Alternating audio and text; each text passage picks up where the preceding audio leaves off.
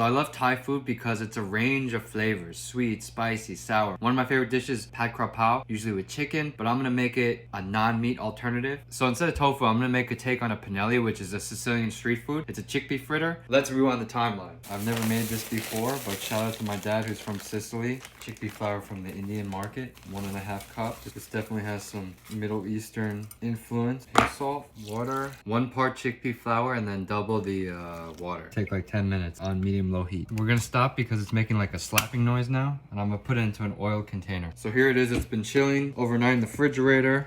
Open sesame. This is too delicate. I don't know if it's gonna work. Oh, it's falling apart. Failure. So how can we save this?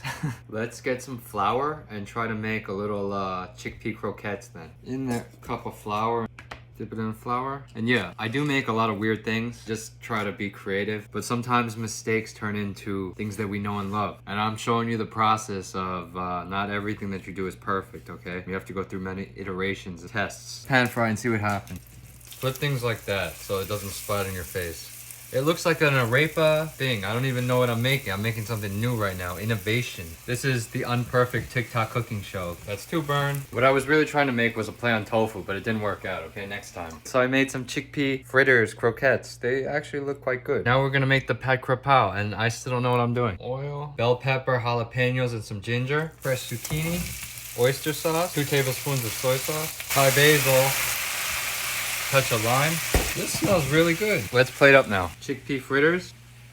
Here's my Thai basil, zucchini, and pepper. Thai basil chickpea fritters. By accident. It tastes like a polenta cake, not bad. Zucchini is amazing with rice. It'd be so yummy. And I think eating 3 of these chickpea fritters is too much, so you should definitely not eat so much, but I'm gonna eat it anyway. While I'm eating my mistake, what comes to mind is the importance of making a choice. Putting your focus into something. You begin the journey and then your life begins to evolve. Things start to come into play. You start to learn lessons, but it only comes when you make a choice. You have to take action. I believe if you don't make a decision, then you can't evolve. You're just at like a stagnant point. I've changed my career a couple times, and it's hard for me to make a decision again and again, but I think that's the point. Sometimes it doesn't turn out so good like this. But I made a choice. I put myself out there, or I'm just going with it. Now I know better for next time. Wish everyone well. Peace.